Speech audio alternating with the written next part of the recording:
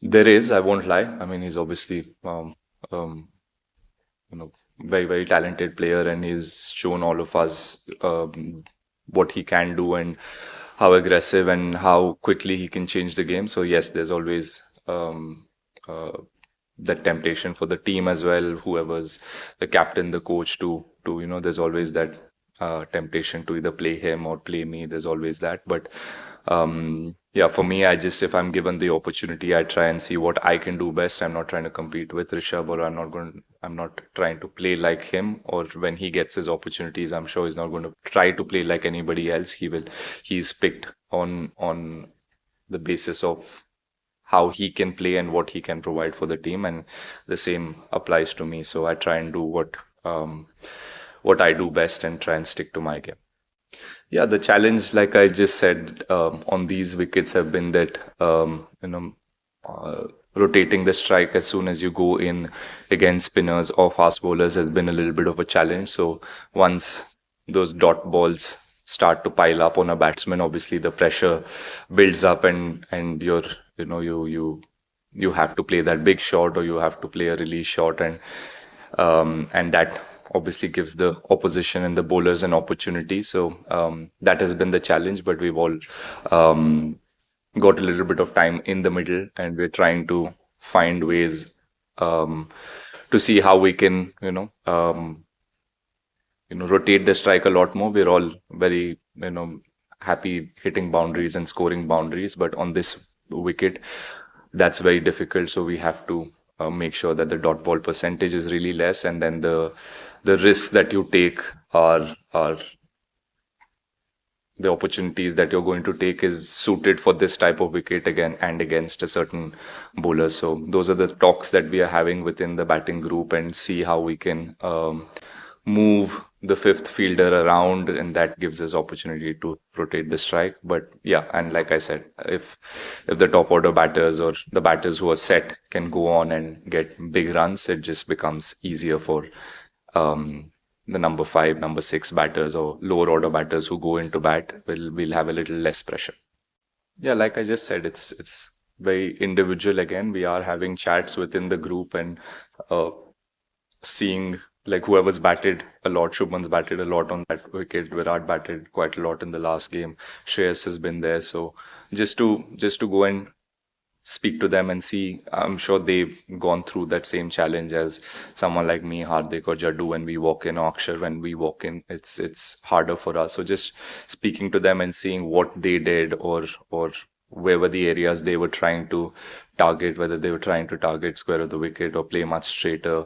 So those are the kind of conversations you have, and then it's very individual. You see what suits you best. Someone might like sweeping and reverse sweeping. Someone might like playing an aggressive shot straight down the ground, or someone might like playing off the back foot. So it's again, it all the plans always revolve around what the individual is good at and what their skill set is good at. So yeah, that's something that we talk about, and then we try and practice that, and then go in the middle, and then hopefully use that practice to good effect. We batted 320 in the first half. This was great of the game in the sixth. But there have been times we perhaps would like to bat faster. Perhaps the World Cup final was one such innings where there's still a lot of trolling that happens. How to deal with that kind of trolling that happens?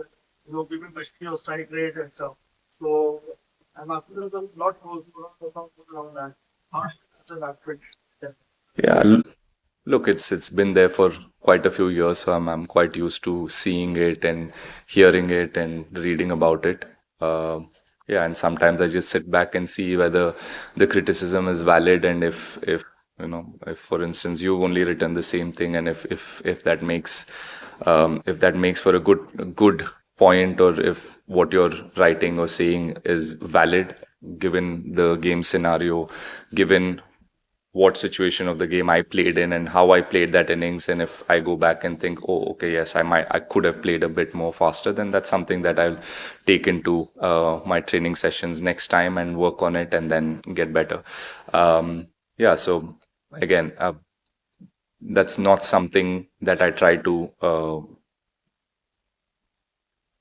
think about when I go into a game that I need to up my strike rate or I need to play for what is being written or what is being spoken about me. I try and see what the best thing is for the team and for me to do in that scenario, and I try and do that. And not always am I going to be right. I will be, I will fail sometimes. I will make mistakes. I will make mistakes in reading the game, and that's the beauty of sport. And for me, if my heart is in the right place, and if I'm thinking that this is the best way for me to win the game, then I can go back home and sleep peacefully. But if, I mean, yes, I do read about it, and if it's valid, then I'll take into account. Like Yeah. if the next week you got twice you why every next week timing because big sixes, it doesn't necessarily mean that you're getting enough balls to place in the match. You just not one match, didn't get a chance to do that. For a player of your skill or experience, is there like a pattern? There's no ideal situation. Is there an ideal zone where you like to take what's the net into the match, have a set amount of overs to face or balls to dramatic factor in the great cup, often high risk things. Yeah. I mean, I don't think anyone prepares for an ideal scenario. All of us prepare for a realistic scenario that we might walk in. And what is the scenarios that I might face most times? And batting at number six now, most times I might be walking in with 8 overs to go, 10 overs to go, 12 overs to go, not more than that. Ideally, not more than that if we batted really well. So that's something that I've realized in the last 6, 7 months of, I've moved from number five to number six and sometimes at number seven. So I realized when I go in that that's something that I need to have that skill set to go in and be able to hit sixes probably from ball one, or sometimes be able to play with a really high strike rate. That is the need of the hour. So that's why you see me practicing all of that. As soon as I go in, I challenge myself to see if I can hit a six of the first couple of deliveries, or if I can hit boundaries. How many boundaries can I hit in the first 10 balls? Try and practice with an older ball. Try and practice on a slow pitch. That's more realistic to what I might get here. So that's what I try to do, and yeah, that's the only way you give yourself the best chance to succeed in a game and do what the team is expecting of you. Um, yeah, if there's a different scenario that comes, if I walk in earlier, then yeah, I try and manage and adjust my game accordingly. I mean, that's a lot of ODI games and a lot of international games, and yeah, he's been. I mean, words fall short to express how good a player he's been and what a great servant of Indian cricket has been. Yeah, really happy to see that he got the 100 last game as well, and he's been batting really well. And for a player of his caliber, it was about time that he scores that big century and a match-winning century.